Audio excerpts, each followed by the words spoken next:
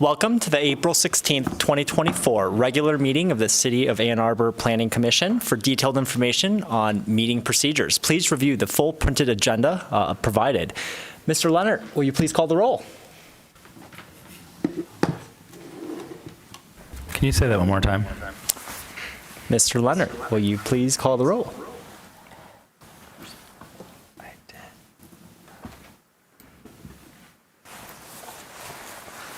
Hold on. All good.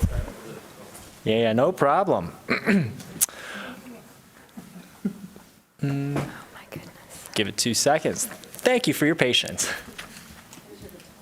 Yeah, right. Especially with the echo, that would be like really like. Yeah, it's a manual reverb, so super old school. Sorry about that. Where were we? Commissioner Lee, I am here. Commissioner Abrams, Commissioner Weich, Here. Commissioner Mills, Here. Commissioner Hammerschmidt, Here. Commissioner Dish, Here. Commissioner Clark, Here. Commissioner Weatherby, Here. Commissioner Adams. Here. We have a quorum.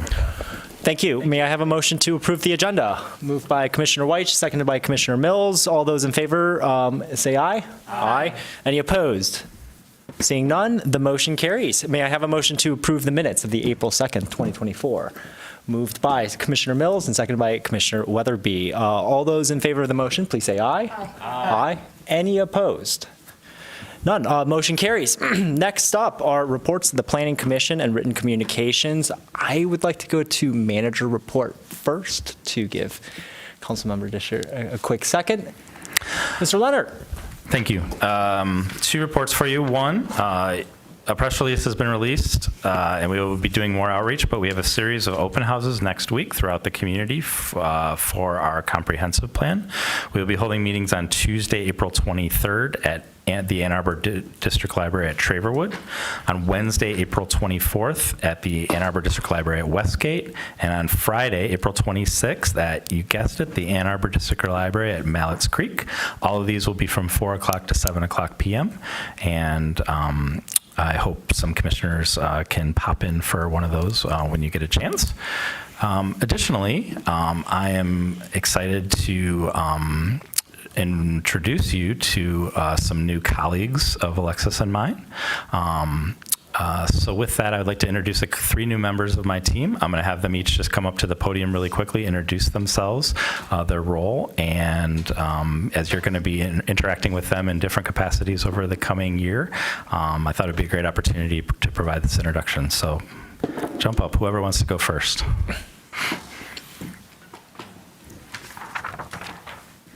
Hi, everyone. My name is Mariana Moline Corcoran. I just joined yesterday as an associate planner. Before this, I was with the City of Chicago, and I most recently was working as a consultant in historic preservation, so I'm particularly excited to continue preservation work with the city. Thank you. Welcome.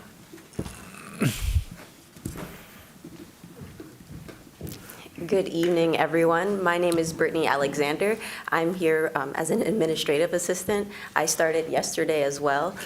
Prior to this, I actually worked in Detroit for a Detroit nonprofit called Alternatives for Girls, and I'm also an MPA student at the University of Toledo. Great. Welcome.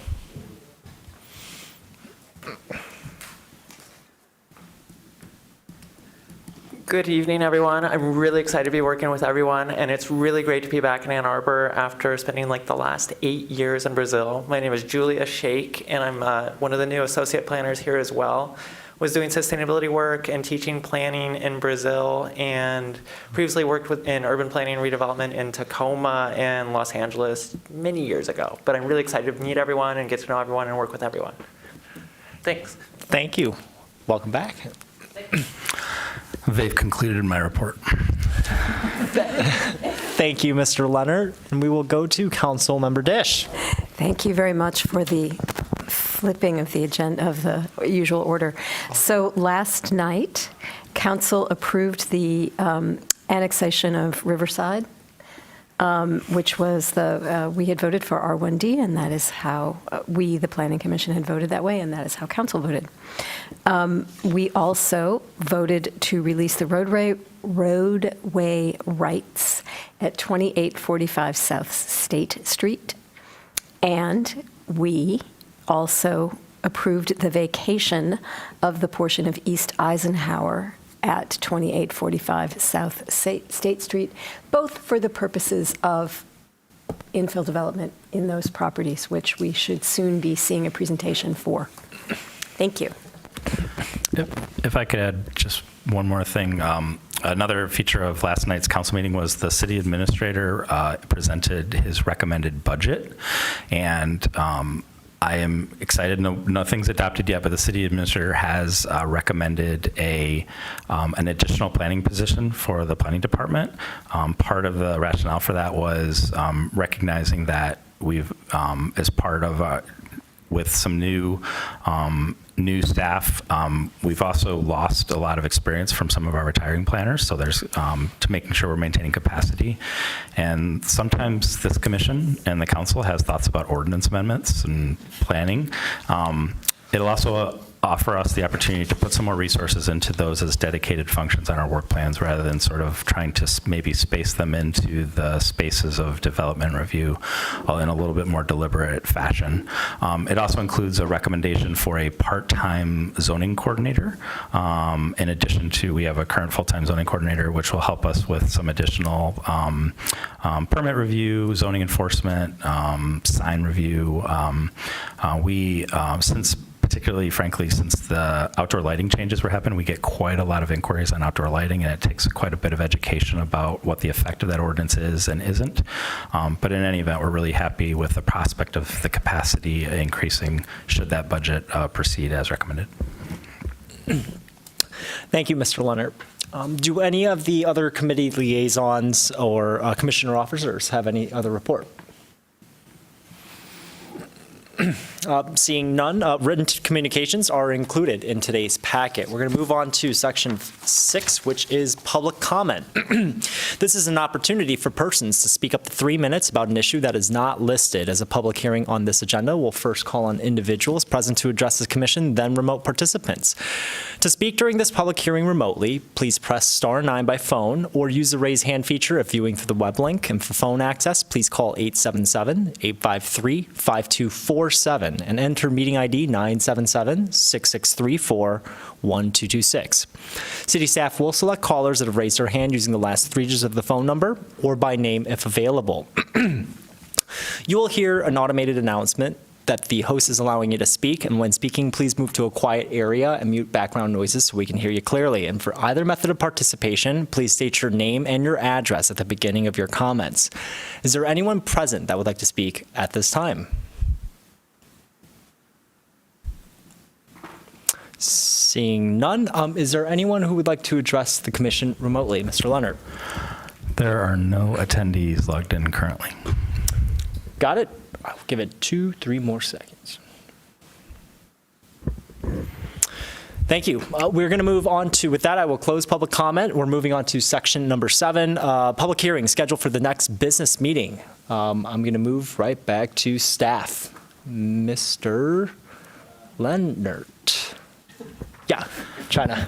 A public hearing on the following item will be held at the Ann Arbor City Planning Commission on Tuesday, May 7th, 2024.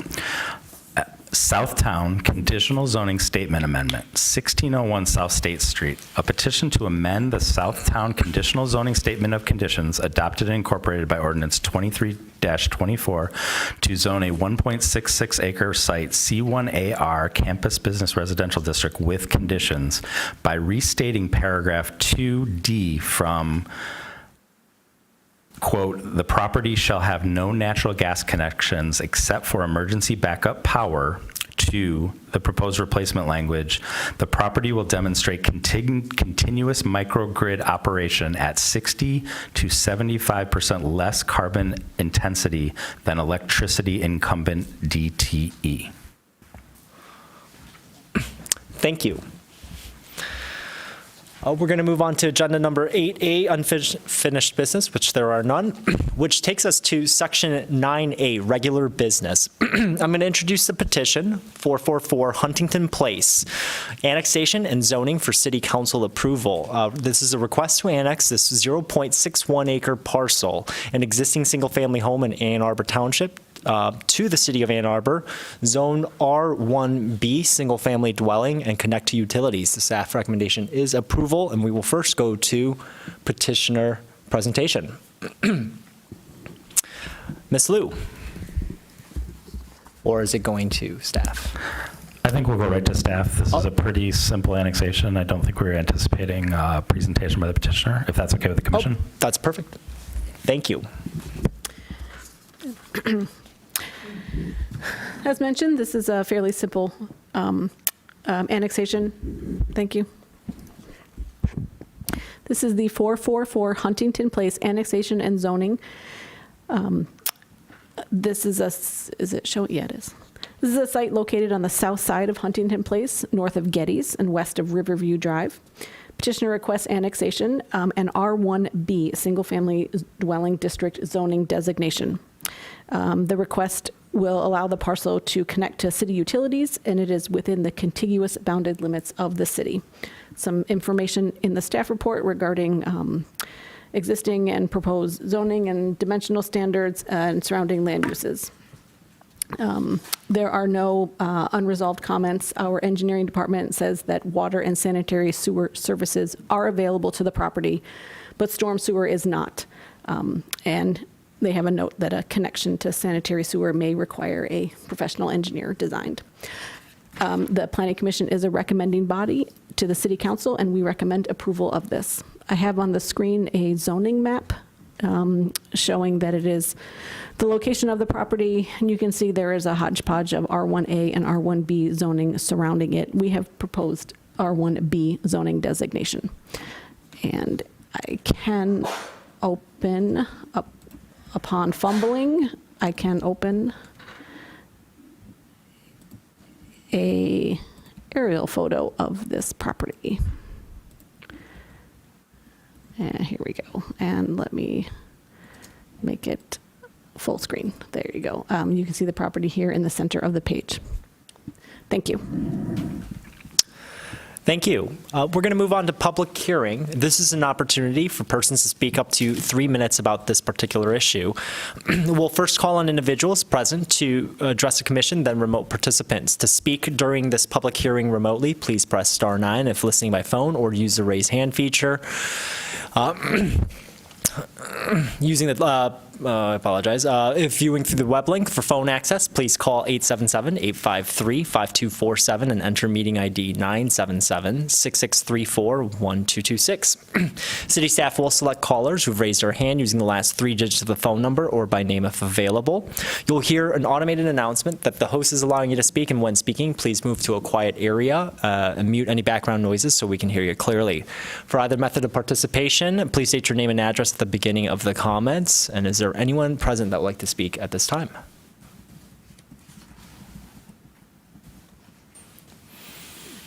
Okay, seeing none, we're going to move on to, is there anyone that would like to address the commission remotely?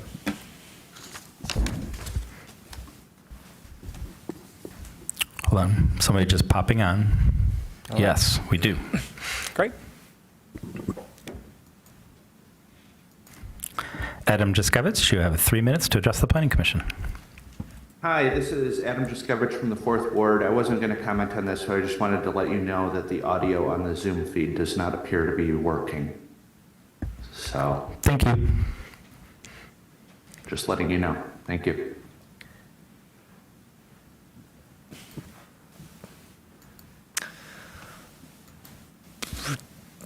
Mr. Leonard, would you like to take a recess, possibly? Yeah, let's take a, maybe we could take a 10-minute break. My understanding is this did happen with the HDC meeting recently, and a reboot back in the master control room helped. So let me see if we can do the same. Maybe if we could take a 10-minute break, I can see if that's a possible solution. Yes, we will reconvene at 7:25 p.m. Thank you.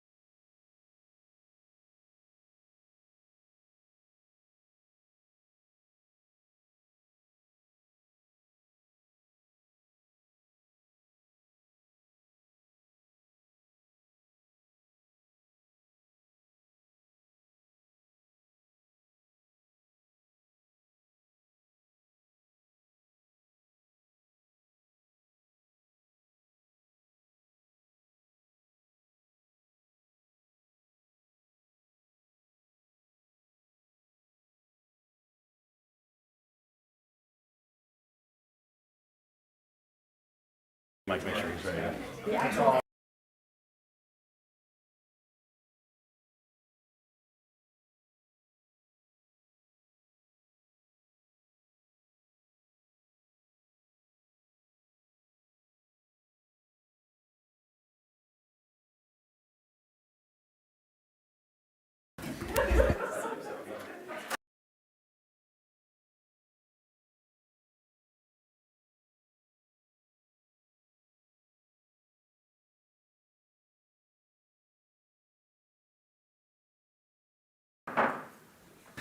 All right, I'm going to call the meeting back to order, and hopefully our Zoom issues have resolved. We will actually let the public commenter speak one more time to make sure that they can hear us.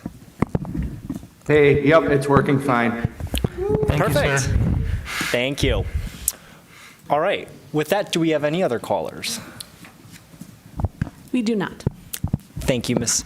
Alexis. I will go ahead and read the proposed motion. The Ann Arbor City Planning Commission hereby recommends that the mayor and city council approve the annexation and R1B single-family dwelling district zoning of 444 Huntington, moved by Councilmember Dish, seconded by Commissioner Weatherby. We are in discussion. Would anyone like to kick us off? Commissioner Hammerschmidt. I just have a quick question. When I saw this on at least 2 of these annexations, it says like public storm sewer is not available to the property. What exactly does that mean? And is that concerning? Of the 3, that is the least concerning. You definitely want water to turn on the taps, and you'd want storm sewer so that you can, Sanitary you want sewer, sanitary sewer so you can flush. This means that there's no storm sewer in the road, there's no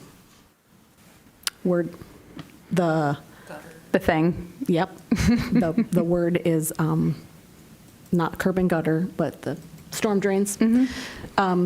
If they, for example, if they had a sump pump, it would have to discharge into the yard. There's no other place for it to go. But that's this would be neighborhood-wide, not just for the property. Yeah, I was like zooming around in the neighborhood. I saw one like around the corner, but so that's not like we're not worried about this from like a runoff or stormwater management or anything issue at this point. They're still obligated not to create a drainage nuisance, but you can do that on-site as well. For example, rain gardens or swales, you can control and not make a drainage nuisance in other ways without a city storm sewer. Okay, thank you. Thank you. Any other comments? Okay. Oh, yes, Commissioner Weich. Rationale for not going to R1D or R1E? Our staff rationale was consistency with the surrounding zoning. A different zoning designation can be, our recommendation can be changed, I'm sorry. Your motion to recommend approval can be changed, but our recommendation was based on consistency with the surrounding. Thank you. With that, if I see no further comments, we will move to a roll call vote. Mr. Leonard. The motion is as presented in the staff report to recommend annexation and zoning to R1B. Commissioner Weich. Yes. Commissioner Mills. Yes. Commissioner Hammerschmidt. Yes. Commissioner Dish. Yes. Commissioner Clark. Yes. Commissioner Weatherby. Yes. Commissioner Adams. Yes. Commissioner Lee. Yes. Motion carries. Thank you. We're going to move on to the next petition, which is 110 Algaby Way. This is an annexation and zoning for city council approval. Request to annex this vacant 0.05 acre, 2178 square feet parcel in Ann Arbor Township to the city of Ann Arbor and zone R1B, single family dwelling, and the staff recommendation is approval. We will move on to staff presentation. Thank you. Again, I think we'll just go with the staff presentation. Allow me one moment to screen share the site. Okay. All right. thank you. This is 110 LGB Way, annexation and zoning. It is located on the west side of US 23, north of Arborland Shopping Center, off of Washtenaw Avenue. This is on the one hand, it's fairly straightforward. This is just annexation of a vacant, very small 3,000 square foot parcel that's in Ann Arbor Township, but it is within these city bounded limits. The interesting part about this is that it is, although it fronts on US 23, it has frontage on a public right-of-way. That right-of-way is a limited access highway, so it has no access. And this parcel was recently discovered to be an orphan parcel cut off from its parent parcel that is on the east side of US 23, orphaned when the right-of-way was acquired for the freeway way back when. This piece is requested to be annexed, and it is owned by adjacent landowners, and they'd like to annex this piece, and they have some plans on having it help with access for other parcels, but on its face, this is a fairly routine annexation and zoning of a vacant piece. We are recommending approval and zoning designation R1B, again, to be consistent with the surroundings. I do have a aerial photo if desired. Otherwise, to minimize fumbling around, I'll leave the zoning map up. Thank you. We'll go on to public hearing now. This is an opportunity for persons to speak up to 3 minutes about this item. We'll first call on individuals present to address the commission, then to remote participants to speak during this public hearing remotely. Please press *9 if listening by phone, or use the raise hand feature if viewing through the web link. For phone access, please call 877-853-5247 and enter meeting ID 977-6634-1226. City staff will select callers that have raised their hands using the last 3 digits of the phone number or by name if available. You'll hear an automated announcement that the host is allowing you to speak, and when speaking, please move to a quiet area and mute any background noises so that we can hear you clearly. And for either method of participation, please state your name and address at the beginning of your comments. Is there anyone present that would like to speak at this time? Seeing none, is there anyone remotely that would like to participate? There are no hands raised. All right. With that, I will close public hearing. Reading the proposed motion, this Ann Arbor City Planning Commission hereby recommends that the mayor and city council approve the annexation and R1B single-family dwelling district zoning of 110 Algebee Way, moved by Commissioner Mills and seconded by Councilmember Dish. We will move into discussion. Any comments? Seems fairly administrative and straightforward. With that, seeing no comments, we'll move on to roll call vote. Proposed motion as presented in the staff report for annexation and R1B zoning. Commissioner Weich. Yes. Commissioner Mills. Yes. Commissioner Hammerschmidt. Yes. Commissioner Dish. Yes. Commissioner Clark. Yes. Commissioner Weatherby. Yes. Commissioner Adams. Yes. Commissioner Lee. Yes. The motion carries. Thank you. We're going to move on to I believe the last annexation item for the evening, 3474 East Huron River Drive, annexation and zoning for city council approval. This vacant 1.66 acre parcel in Ann Arbor Township to the City of Ann Arbor rezoning request and zone R1A, single family dwelling to construct a single family home and connect to utilities. With this, do we have a petitioner presentation, or we are moving on to staff? So, Ms. DeLeo, the floor is yours. All right, thank you. Again, with the fumbling on screen share.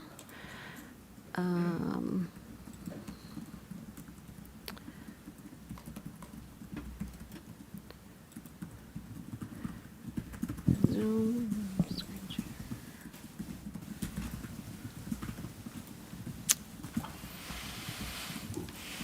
Okay, thank you. Thank you again. It takes a team. This is the 3474 East Huron River Drive annexation and zoning. It is a 1.7 acre parcel currently in Ann Arbor Township that requests annexation and R1A, single-family zoning dwelling district zoning designation.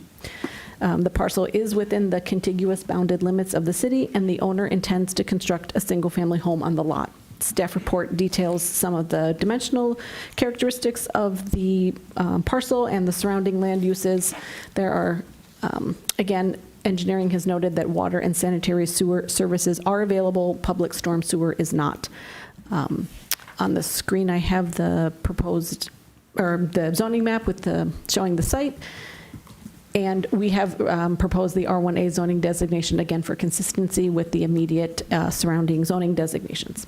Staff is recommending approval, and I don't believe the petitioner is here, and that's fine. Thank you. We'll move on to public hearing. This is an opportunity for persons to speak up to 3 minutes about this item. We'll first call on individuals here and then remote participants. To speak during this public hearing remotely, please press *9 on the phone or use the raise hand feature if viewing through the web link. For phone access, please call 877-853-5247 and meeting ID 977-6634-1226. City staff will select callers that have raised their hand using the last 3 digits of the phone number or by name if available, and you'll hear an automated announcement notifying you that the host is allowing you to speak. So when speaking, please move to a quiet area and mute background noises so we can hear you clearly. And for either method of participation, please do state your name and address at the beginning of the comments. Is there anyone present that would like to speak to the commission? Yes, please. Hi, good evening, everyone. I'm actually the petitioner. I just wanted to make sure that you were aware I was here. My name's Ian Evans. My wife, Rita, and I own the parcel, so just if you have any questions or anything like that, we're here if you need them. Gotcha. Thank you.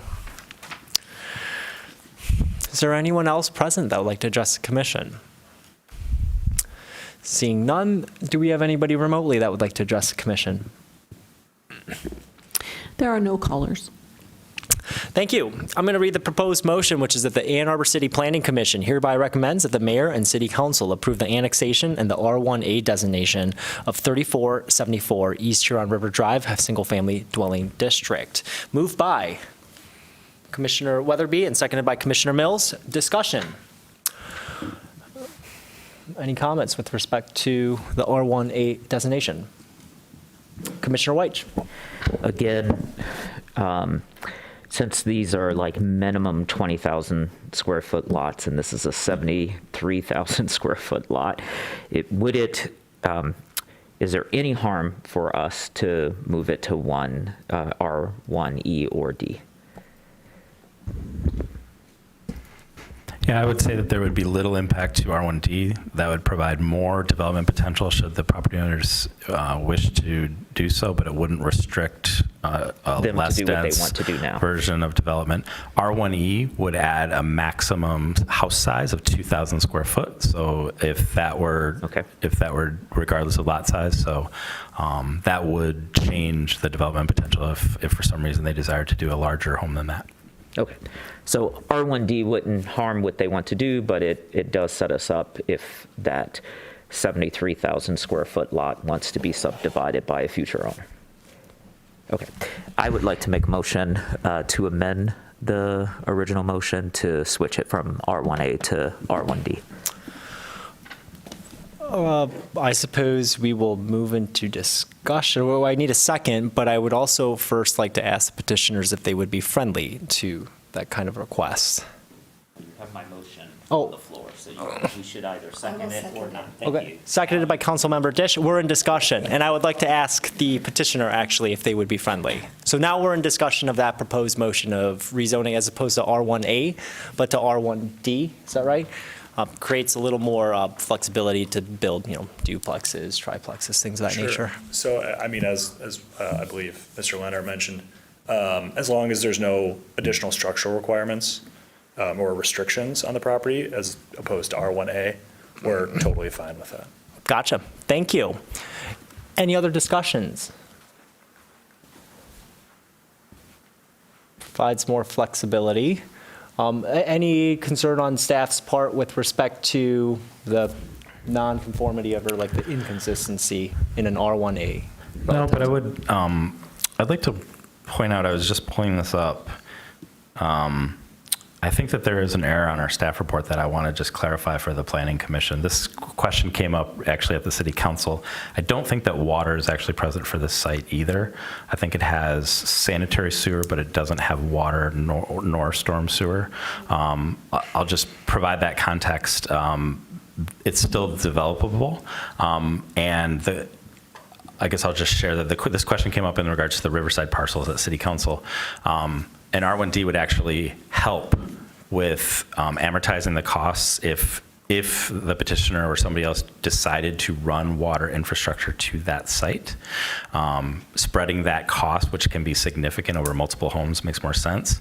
That said, at a lower density, it probably increases the chance that the city might be able to accommodate something with a waiver for a well.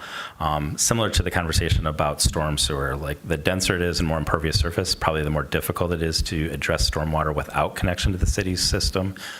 The less dense it is, the more likely it is that you would be able to accommodate stormwater runoff without connecting to the city's system. So, I just want to put that in the context. I don't think I don't think it has any significant impact on R1D. Actually, it improves probably the potential long-term to finance something, should somebody choose to do that, in advance of some yet to be identified city capital improvement. Yes, Commissioner Mills. Based on what you were just saying, though, about the well, is it being R1D jeopardize the ability? Well, first of all, do we know if there's a well on the site currently? There's not a well on the site currently. And you, if you want to build a house, need water. So the question is, if it's R1D, does that jeopardize the ability to actually get?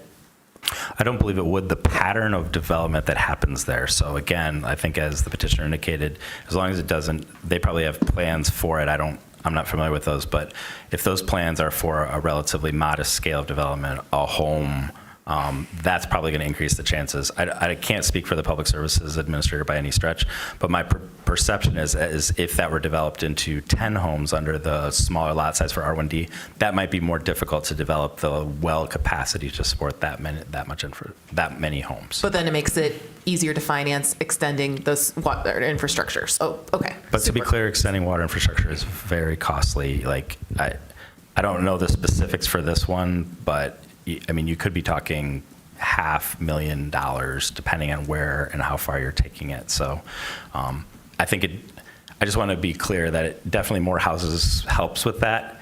It may still not make it pencil out. Okay, great, thank you.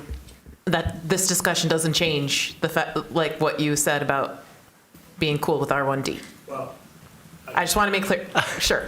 So my wife and I mean, this is the plan. Obviously, things change, but we do not plan on subdividing really at any point until hopefully I die 100 years from now. This is a long-term thing for us. So we're only planning to put a single-family residence on it. The plan is to put a well in and then to tie the sanitary sewer, obviously permitting the annexation process. Okay, thank you. Awesome. Thank you so much. Thank you.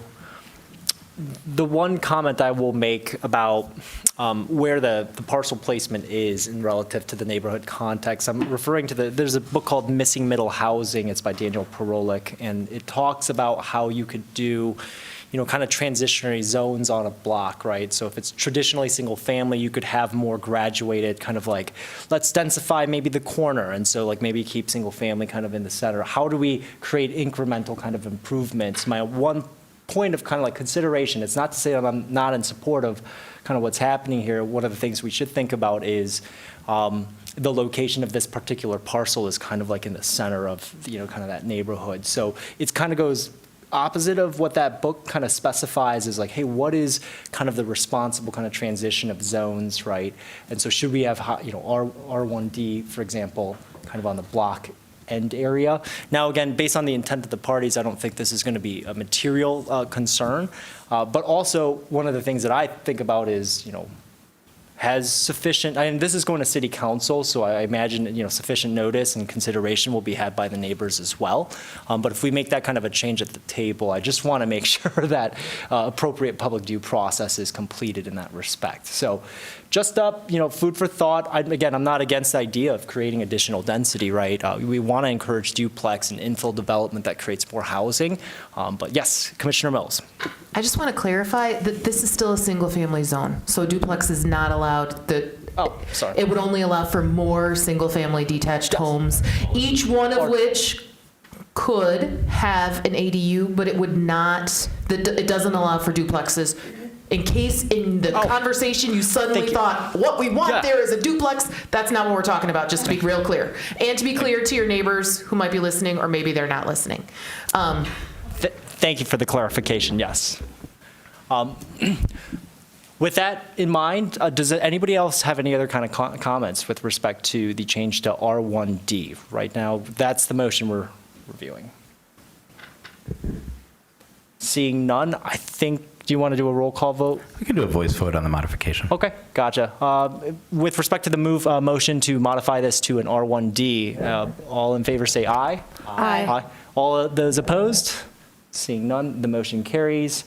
We're back to the original motion now as amended. Ann Arbor City Planning Commission hereby recommends that the mayor and city council approve annexation and the R1D designation for 3474 East Huron River Drive. Any discussion? With that, we'll move to roll call vote. Commissioner Weich? Yes. Commissioner Mills? Yes. Commissioner Hammerschmidt? Yes. Commissioner Dish? Yes. Commissioner Clark? Yes. I heard a yes. Commissioner Weatherby? Yes. Commissioner Adams? Yes. Commissioner Lee? Yes. Motion carries as amended. Thank you. Good luck with the house. All right, we are moving on to the next item, which is the 142 East Hoover Avenue Site Plan for City Planning Commission approval. This is a site plan to redevelop 25,613 square foot site with a new 5,719 square foot auto repair facility, the new building, and some of the 32 proposed vehicular parking spaces.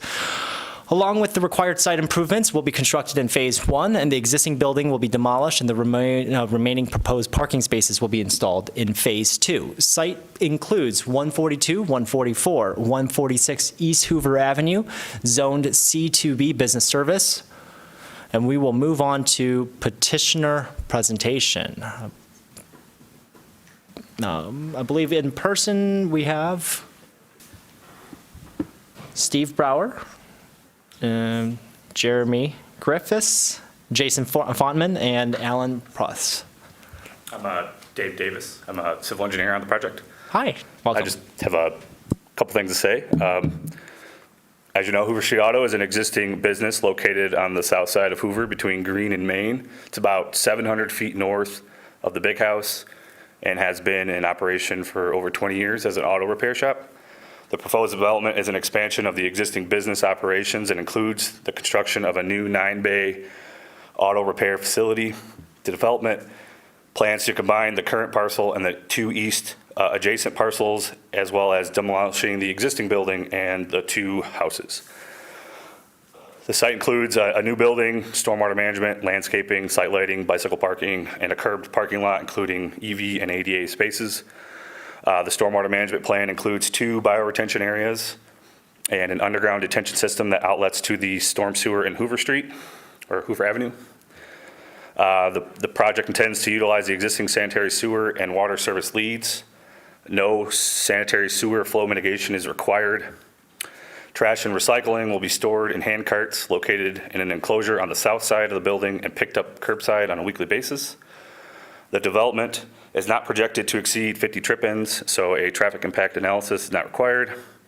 The plan is to complete the development in phases to maintain the existing business operations during construction, and we have addressed all review comments we have received from the city to this point. That's it. Thank you. Yep. Thank you, and now we'll go on to staff presentation. Ms. Leo. Thank you.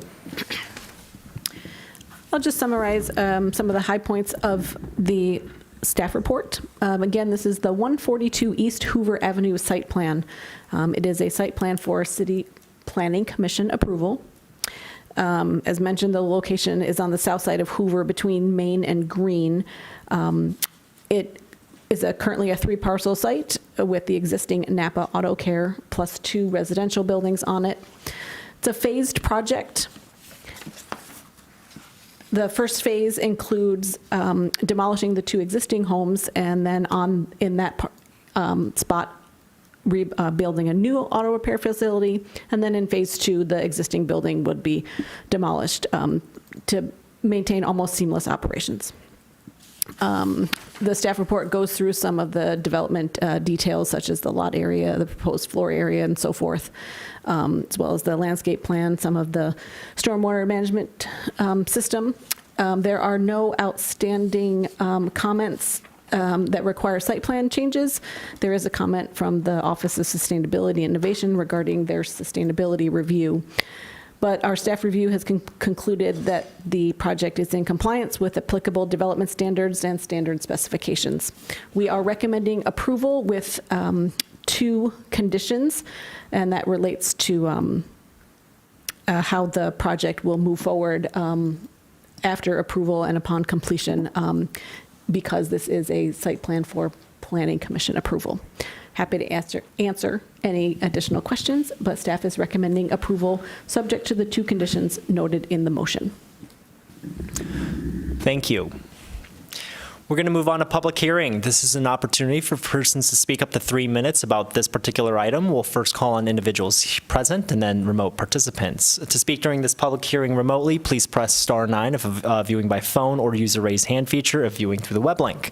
For phone access, please call 877-853-5247 and enter meeting ID 977-6634-1226. City staff will select callers that have raised their hand using the last 3 digits of the phone number or by name if available. You'll hear an automated announcement that the host is allowing you to speak, and when speaking, please move to a quiet area, mute any background noises so we can hear you clearly. And for either method of participation, please state your name and address at the beginning of your comments. Is there anyone present that would like to speak at this time?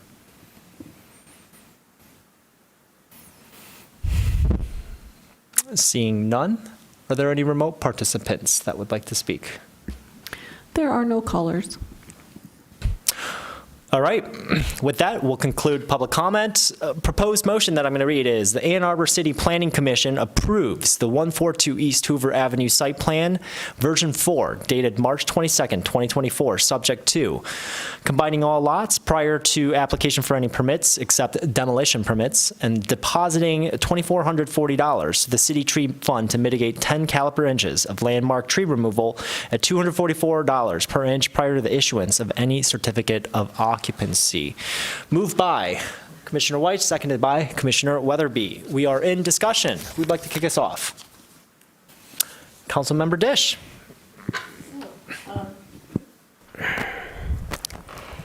It is not at all a bad idea to have auto repair facilities within walking distance of places where people live. I would love to see many people, including myself, transitioning to a 1-car household, and that's much easier when you can walk home or catch a bus home after you drop off your car. And if you're taking it to Scioto Township, that takes longer, so not to name any names.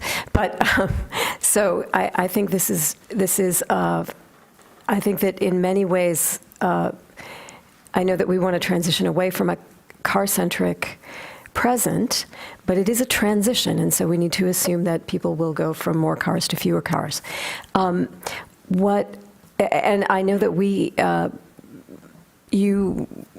cannot ask anything of you. I just want to mention to you that given that this plan involves the demolition of the existing place and the demolition of the 2 adjacent houses, it would be really great if you would try to divert from the landfill as much as you could. of that construction and demolition debris. And because two of the things you're bringing down are houses, there might be some valuable materials in there. Now, I know that we do not have right now, a terribly developed and robust industry for doing that. And so I'm not saying you should divert 90%. I'm just interested in if you would be willing to see how much you could divert and report back to us. Let us know, where did you send it? And did you sort on site, or did you take it and have it sorted somewhere? We're really trying to get this work in the circular economy up and running around construction and demolition. And if you were willing to try some of that out, it would be really appreciated in terms of an informational thing, not so much a requirement thing. So that's all I have to say. Thank you. Commissioner Weatherby. So, howdy, neighbor. This is in my neighborhood, and I live about a block and a half away. And I think I can speak for a lot of people to say that this was a bit of a surprise. One, the university didn't buy it. When the one house went for sale, I think there was an assumption that probably the university would buy it. And two, that it's not housing. And I think there's a little part of me is like, whoa. But the other part of me is, I've lived in this neighborhood for 28 years. As far as I remember, that business has been there, and it's been a really great business. And they've been really good neighbors. They don't block the sidewalk like some other auto repair facilities in the area. The previous owner. They, there is it is surrounded by parking lots. There is a university bus on one side and city bus on the other. And I can't tell you how many, and I work in a building, well, I did work in a building right next to it. And honestly, I mean, that's what people do. They come to work, they drop their car off, they go to work, they come pick their car up. They have a very good reputation. We've taken our cars there, and we recommend people to go there. It is a little weird because you think, hey, we're trying to, that, wow, this could be housing and it's going to be an auto repair facility.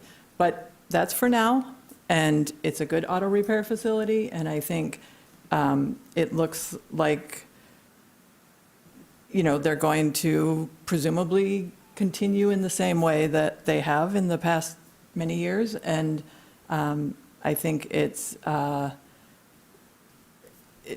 of those that's a bit of a surprise, but I am supportive of it. Thank you. Commissioner Hammerschmidt. Thank you. I like the design of the building a lot. Nice flat roof for future solar, right?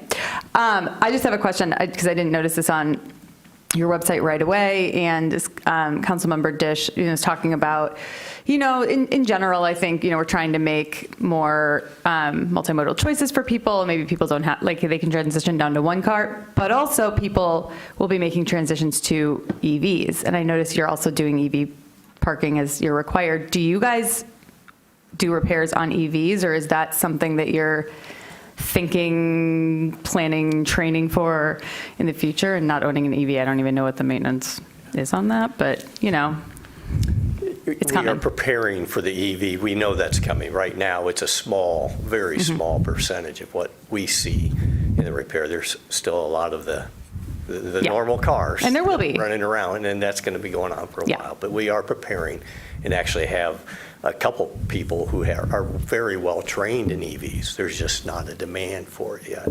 But they will need maintenance. Yeah, and you'll be ready. We'll be ready, awesome. Yes. That's what I wanted to hear. And I did look at doing the building a condo or apartment building there. And Jim Jaconis, familiar, had meetings with Jim and Paul and talked to Steve. And we just kind of evaluated the cost, the return, et cetera. I'm a Huron High School graduate. My high school dream was doing an auto repair. And in 1980, it became a reality. And in 2002, I bought the building on Hoover. So we love that building. We're going to save some of the brick off the face of it and make at the front on the counter. Oh, that's cool. We're going to try to pictures, there's a lot of love there. That's awesome. Well, thank you. Good luck. Thank you. Commissioner Adams. Yeah, the site plan meets our criteria for approval, so I want to take a moment, though, to address another issue which I think is raised in the staff report.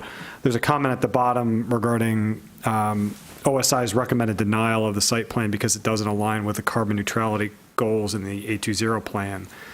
And then planning staff notes in brackets that the 820 is not an applicable development standard and that compliance isn't required for site plan approval.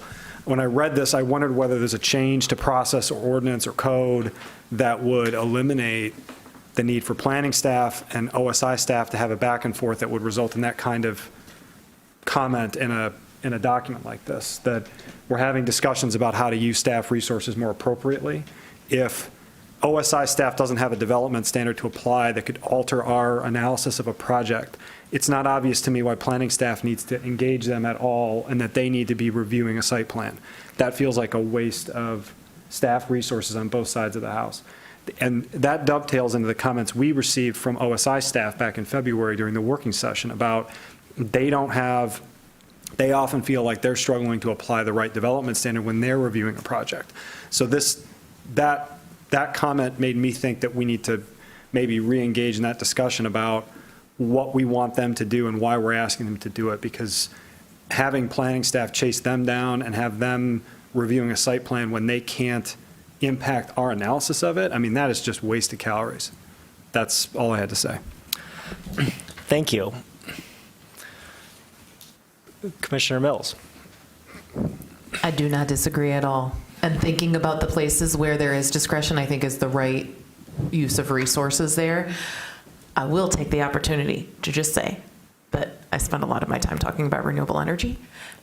There's been changes to state law and now federal tax credits that make it cheaper than ever to put solar on your flat roof. So like you're not there yet. And again, we're not requiring that. I'm just thinking you've got great southern exposure there too. And so it might help you. I don't know how much energy actually a car repair shop uses, but it's not probably in the middle of the night, which is a good match, right? And also the reason that I say it is particularly if you're expanding your footprint, one of the pain points often is that if you need a larger connection to the grid, having on-site renewables can help reduce some of what that might be. So just consider it as you're kind of moving forward in the design phase. Thank you. Any other comments with respect to this particular site plan? And do please note that this is at our table for approval. It does not advance to City Council. With that, I'll add my comments to Commissioner Adams' comment about, again, using resources effectively. And I think that's maybe something that we have to do during a working session or our priorities planning.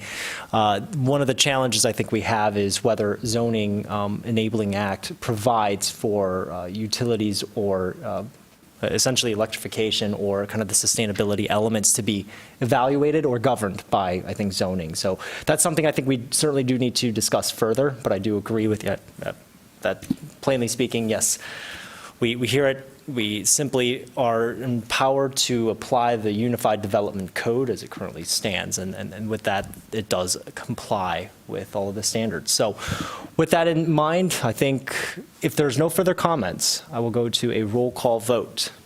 Thank you. The motion as presented for approval with the two conditions.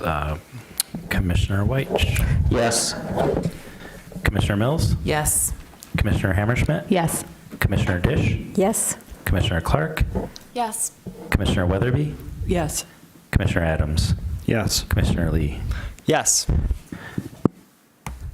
The ayes have it. Good luck. Thank you very much. Yeah, of course. All right, we are moving on to agenda item number 10, other business. This is going to be the Planning Commission subcommittee assignments. And so, woohoo. Mr. Leonard. Yeah, so a couple new faces here. It has been a minute since we've revisited our committees. We typically do this on an annual basis. We have not done it since Commissioner Weatherby rejoined the fold and Commissioner Adams has joined the fold.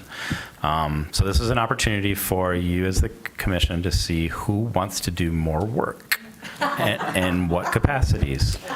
And so, so this is an opportunity for us to modify our committees. I think I attached the current committee structure for your benefit. I would note that Commissioner Sauvé was on the Ordinance Revisions Committee, and so that is one committee where we have currently 3 commissioners. For Commissioner Adams and Commissioner Weatherby, I think I have shared sort of a summary of what the various committees do. Who wants to be on what? And if nobody wants to change Commissioner Adams and Commissioner Weatherby, where can I pencil you in? Is there an opening on ordinance? Yeah. Yeah. That is a committee, and again, it has traditionally been 4 members. It could be more, but I think having at least 4 would be terrific. I will be happy to volunteer for that. Okay. I feel like Commissioner Adams would be great on that. Okay. Commissioner Weatherby. So Anything strike your fancy? I assume the comprehensive plan review is full up. It's full, but there is a lot of opportunity on that committee. So I would say if that's something you're interested. So that's something I'm interested in, or transportation, or environment, or I could do ZBA since I'd done it before if that was needed. But that would maybe be less of the one I'd want, but it's also fine if that's the one that I end up with. Yeah. So for the time being, so Commissioner Dish has been liaisoning to the Environmental Commission. Commissioner Lee, you've been liaisoning to the Transportation Commission, although you're not very forthcoming with sharing reports, I have to say. It's because I think it happens once a month. Okay. So, all right. I'm sorry to call you out. I was just thinking, sure. during reports, I don't remember. Dang, man, it's like that, Brett, huh? Okay. Is anybody else? Sorry. I'm sorry, Charlie. Yeah. Wait, I haven't heard about the comp or ordinance. No, I'm just. Yeah. No, sorry, I was thinking out loud, and I shouldn't have done that. So for the time being, I guess I'm hearing Commissioner Adams added to the Ordinance Revisions Committee, Commissioner Weatherby added to the Comprehensive Plan Steering or Subcommittee. I'm going to have to step back from the ZBA appointment as much as I've actually really enjoyed it. So if there's anybody else that would like to do that. Wednesdays. Once a month. So Commissioner Weatherby, that ZBA liaison is just to set it with the Planning Commission. It is helpful to have this body sort of anoint a member for that, but ultimately that is a council appointment, unlike representations to the committees, which you are the sole decider of that. So if that's of interest, we could also modify that from Commissioner Clark. You would submit a resignation to the clerk's office from the Zoning Board of Appeals, and then Commissioner Weatherby, you would submit an application, and I would let them know that as a planning commissioner representative, we appreciate that appointment for their consideration for consistency between the 2 boards. I mean, I'm happy to do that again. I feel like we're coming full circle. I know. Yeah. Oh, the tides turn and things happen. With that, unless there's any other changes, I would propose a motion that the Planning Commission, somebody make a motion second, and you vote on those modifications to add Commissioner Weatherby to the Comprehensive Plan Subcommittee, Commissioner Adams to the Ordinance Revisions Committee, and that we will pursue appointment to the Zoning Board of Appeals for Commissioner Weatherby as well. Do you want to do both? That's what I was going to ask. I would say you could say no to comp plan if you don't go blank. I know that a lot of people might want the comp plan. I don't know how. There's a lot of people on it now. If you look. Yeah. So I think everybody's interested is on there. Is it, I mean, having 6 people from this body on there? Is that? It's, so, yeah. I mean, sure, I mean, that's fine with me, but to have both, but. And the meeting structure is, it's every other month on Tuesday, on our regular meeting time. The For the- ORC regular meeting time, Oh, right. fourth Tuesday, Yeah, every other month at, except for well, Wednesday. I see what you're saying. I'm just saying it's the same time that Yeah. we meet, fourth week, every other month. Yeah, blah. That is a big committee. It's also, the more members we have, the more I can ask you to help get the word out on surveys, the more I can ask for participation at workshops. I don't have a problem with that being larger if that's an area of interest for you as well. It's definitely something I'm interested in, but Yeah. but, I would suggest you do both. okay. I would suggest you do all the committees. Just load them up. No. So it's every Tuesday of your month, except on 5 Tuesday months is taken? No. Yes. 1, 2, 3. ZBA is Wednesday. She wouldn't be on ORC. Oh, ZBA's, ORC, right, sorry, Yeah. I'm sorry, ORC, ZBA, XYZ.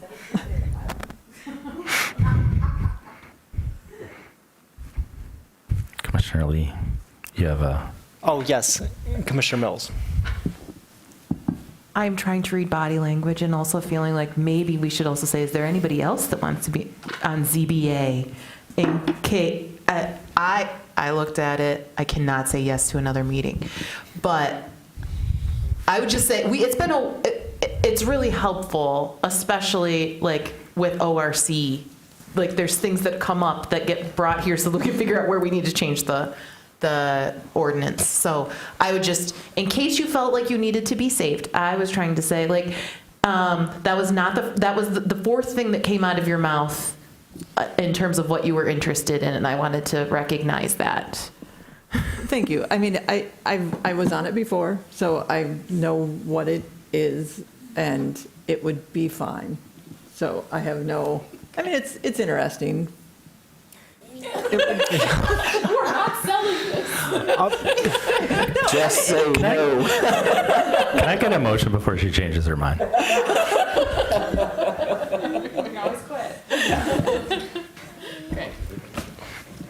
So, Mr. Leonard, can I get a quick summary of where we're at as far as the changes go? We would be proposing to modify the Board and Commission membership to add Commissioner Adams to the Ordinance Revisions Commission. Yep. Commissioner Adams, that is the fourth Tuesday of every other month currently. That's a Zoom meeting. We would be adding Commissioner Weatherby to the Comprehensive Plan Subcommittee meeting. That is a fourth Tuesday Zoom meeting every other month that happens to be off cycle from the ORC. And we would be identifying Commissioner Weatherby as the potential representative from the Planning Commission to the Zoning Board of Appeals.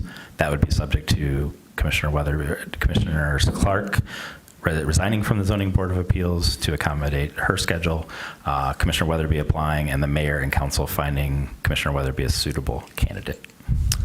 Got it. Thank you for that summary. Do I have a motion to approve that? Commissioner Weich. Do I have a second? Councilmember Dish. Great. I suppose we're in discussion.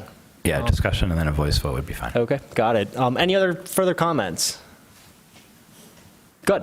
Okay, great. We'll go to a voice vote. All those in favor, say aye. Aye. Aye. All those opposed? Seeing none, motion carries.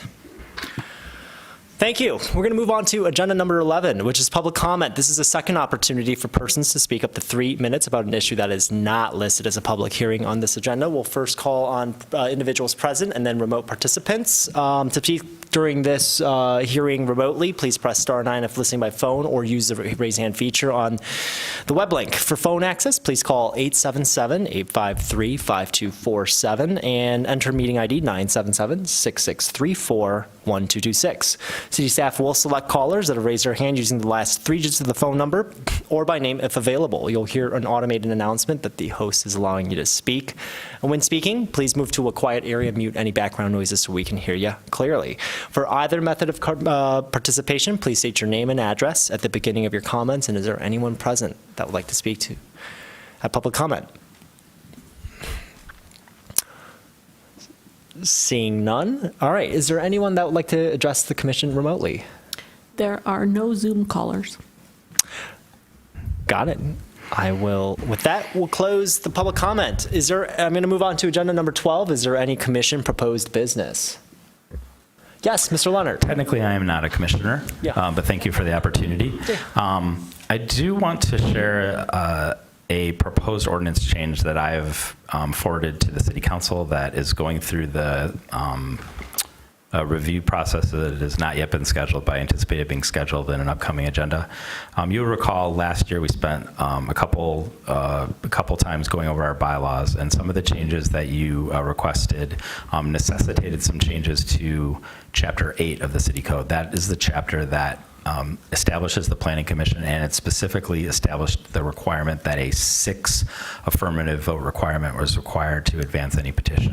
Your proposed bylaws changes suggested revising that to 5. Those bylaws can't be adopted until that ordinance is changed, and so I've forwarded that change. While doing so, because of the serendipity of my long delay in following up with that responsibility, the City Council did pass a series of resolutions directing some potential changes to consider to our process around a variety of activities. One of those was to consider bypassing the Planning Commission in the consideration of owner-initiated annexation and zonings for single-family properties. That same chapter required that any zoning petition that advanced to the City Council required a consideration and recommendation by the Planning Commission. I included in those proposed changes that properties that are being annexed by a property owner that are under 2 acres in size and are being proposed for any R1 or R2 zoning could progress straight to the City Council for consideration. So it's kind of a weird thing because it does impact some of the business that you do. It's responsive to those resolutions that were considered by the City Council, but it's a change outside of the Unified Development Code. It's a process change in Chapter 8, which is the organization, and that's why it was presented directly to the City Council as opposed to through the Planning Commission. But I do want to make you aware of it. If there's any questions or concerns you have about that, I'm happy to address that, whether that means pausing that, sharing that information with the City Council, what have you. But I wanted to make sure I daylighted that for you before it proceeded to a City Council agenda. Got it. Thank you. Commissioner Weich? So if the comp plan gets rid of the R1 designation, how does that impact what you have proposed?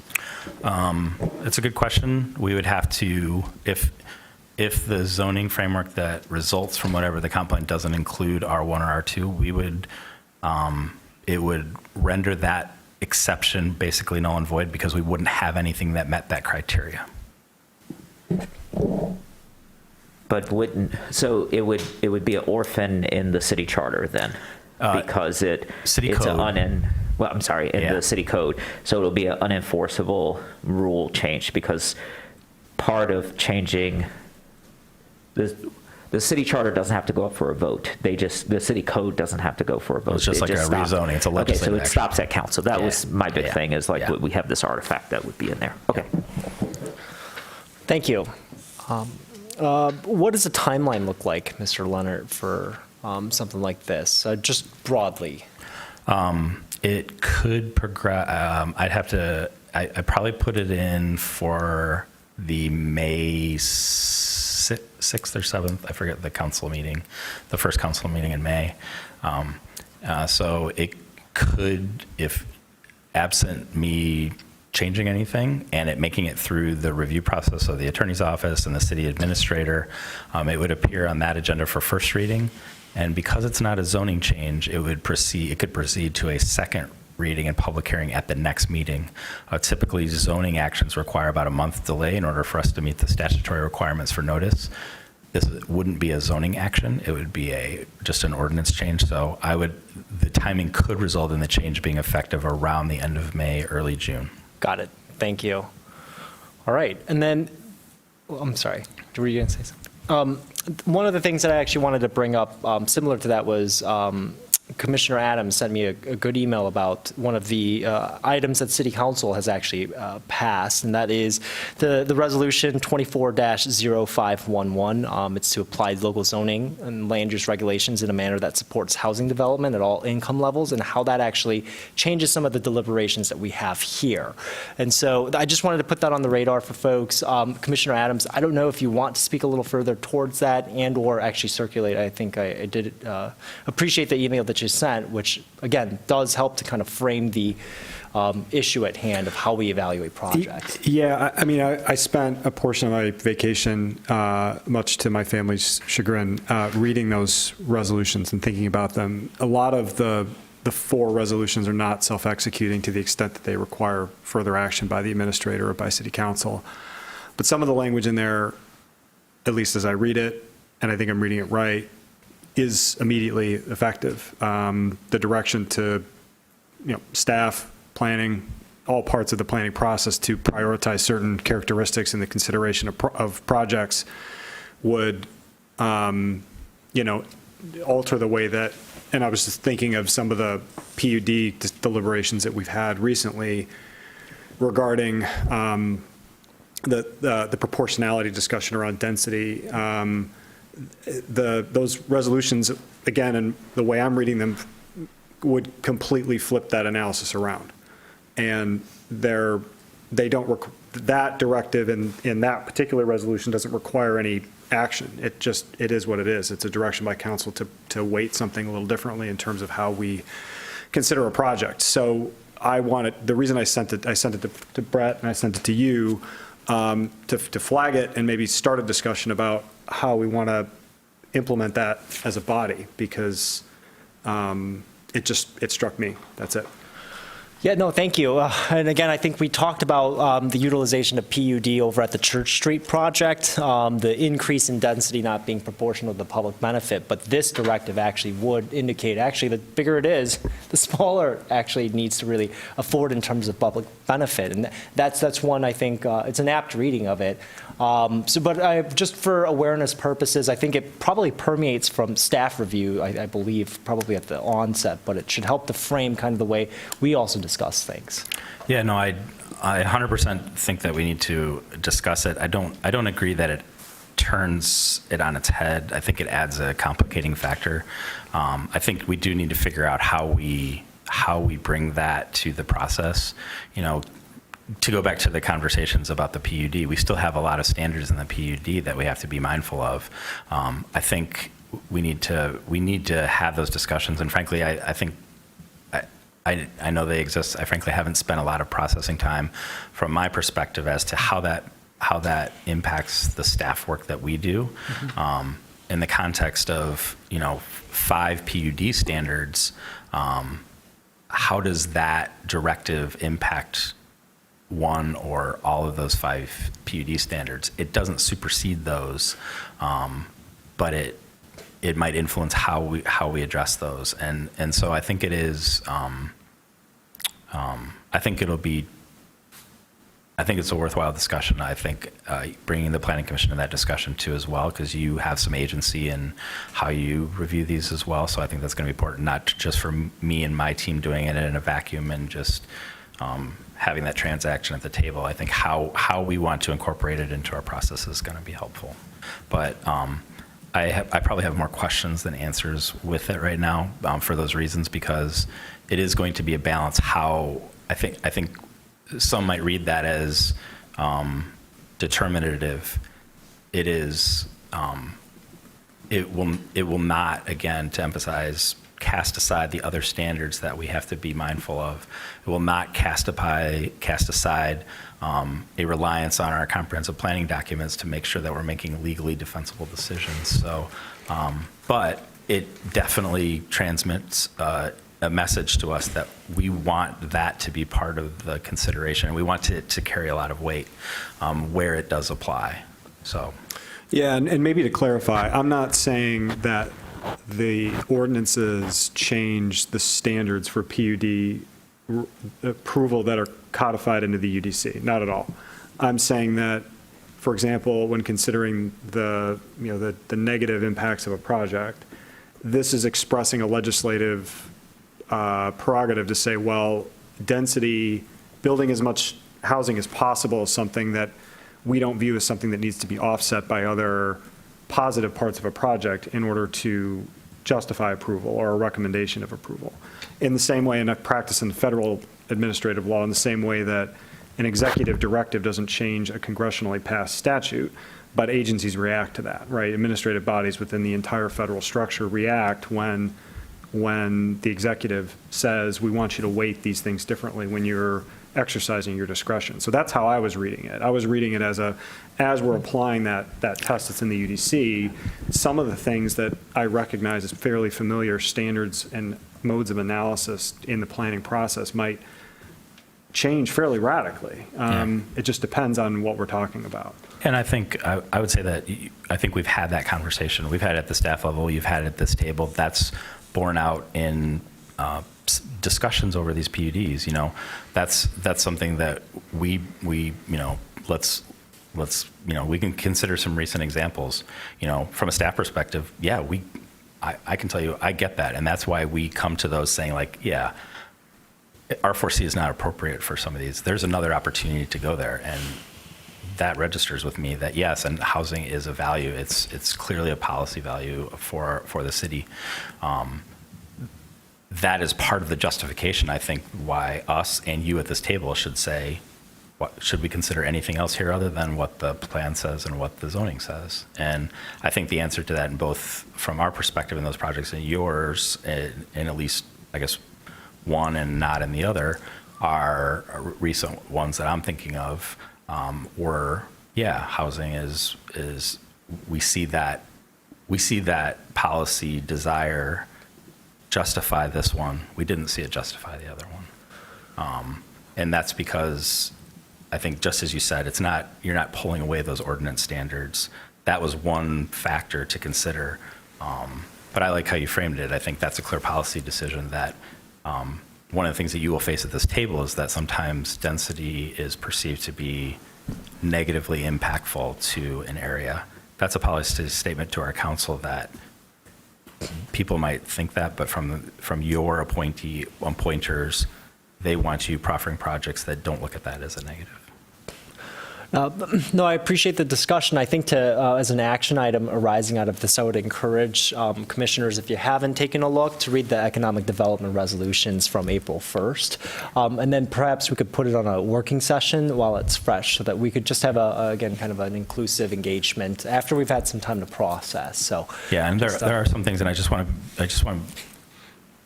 yes, I will. The city administrator too is leading a lot of that effort, so there are definitely pieces of that will end up at this table, but that directive is to the city administrator, and so I think to the goal of trying to consider that in a sort of cohesive, organized way, part of that will be some of the prioritization that comes through that office as well. Perfect, thank you. Commissioner Weich. So just piggybacking off of what Commissioner Adams has already articulated, because I think I've said something along these lines in some of our conversations, I wonder if we can take affirmative action as we are making our way, because we know that the comp plan has sort of the value from council to increase housing across the city. So we know that that is coming. We just don't know what recommendations we're going to get from the comp plan. So starting to look at things we can initiate at this table to prepare ourselves, things like, do we want to have a sort of a negative view on density? So the R4C to the PUD where a density might be 10 to 13 times. That was revelatory to me, that in that case we saw density as a negative because the benefits that were proposed in the PUD didn't outweigh the change in the density. And so that was just something I've struggled with sitting at the table. And so given that council is moving in an affirmative direction, can we address that ourselves at the table with a recommendation to council to say, we've heard you in these 4 resolutions that you've passed, and here's what we would have to change in the UDC that we can change now that would help permit this initiative. And if that is possible, given that staff is very challenged with time, like how We're getting better. Yes, they started yesterday. How do we get these things onto the work plan so that there's adequate time to debate and discuss it? Because we know, I'm making an assumption based on what has been articulated, both with the comp plan and at the council table, that density or increasing housing is an initiative. So how do we begin our trek simultaneously? Or are you saying that your recommendation is that we wait for the city administrator and Ms. Delacourt to meet and make recommendations back down from staff to the table? I'm saying a little bit of that and something different. So there will be a series of, those resolutions contain a lot of organizational recommendations, process or suggestions. Those are, there are some ordinance changes there that I don't think are likely to be addressed in the comprehensive plan. Process-oriented that I think those make sense, and those will be led by the city administrator's office. We will have a role in that. You will have a role in that, but that it will be led by them. As to the question about what you can do at this table, we've been having this conversation for a while, and I'm sure it's frustrating, but I would caution against trying to predict the outcome of the comprehensive plan. I 100% agree with you. The council's made it clear, they were more specific, add density to every area of the city, full stop. And so I anticipate the comprehensive plan is going to do that. I also think that we could be sitting here at this table trying to conceive ways that we could achieve that now that might be slightly different or different priorities than what that comprehensive plan might recommend that we do. So, so those are the things that I am saying that, and then I think the third piece of this is that language that Commissioner Adams brought up. That is not an ordinance change. It is how our brains come to discretionary decisions, and what are those discretionary decisions, and what piece of that discretion fits into a set of regulations or standards based on the type of application that we're considering. Thank you. I don't want to necessarily belabor the point. I'd love for other commissioners to have a chance to kind of grapple with that as well, and then return to it at a working session. Do we have any other commission proposed business? Commissioner Mills. You can turn all the way I'm sorry, around. Commissioner Mills, of course. Just to facilitate everyone else's stuff in their inbox, if I don't know that it's been circulated, I'm behind on email, but if those resolutions have not been, okay, great, super. I think they've been sent, but I know that there was the long report that came out maybe earlier that's that what we got sent, sent, but yeah. I don't know that the resolutions. we'll send them out. Right, so I think that would be really helpful. And another thing in my inbox would be great right now. The other thing that we shouldn't lose, and this is like question and comment, specifically picking up on what Commissioner Adams said about OSI review. I believe that OSI is searching for the person who does the review right now. So I think that they were at a lull, but I think it doesn't hurt. And so trying to figure out how to fill that, what we were going to do in the interim and kind of what that gap looks like. But I think this discussion that we had, or just putting on there, like, what does OSI review? And should that be by right things or things with more discretion? I would just propose putting that on a discussion for some time. I think that sounds great. Thank you. I can't help myself. They're there because the commission asked for them. Totally understood. So we can definitely modify that so it only applies to discretionary. I think there's wisdom in that. Sure. This is the dance. But I think that'd be a great discussion to figure out where you want it and where it makes less sense. thank you. Without seeing further, I just want to say once again, on behalf of the entire body, welcome to Brittany, Mariana, and Julia. We're really excited to have you all. So with that, I'm going to move to the last item, which is adjournment, moved by Commissioner Weich and seconded by Commissioner Mills. All those in favor say aye. Aye. We are adjourned. Thank you.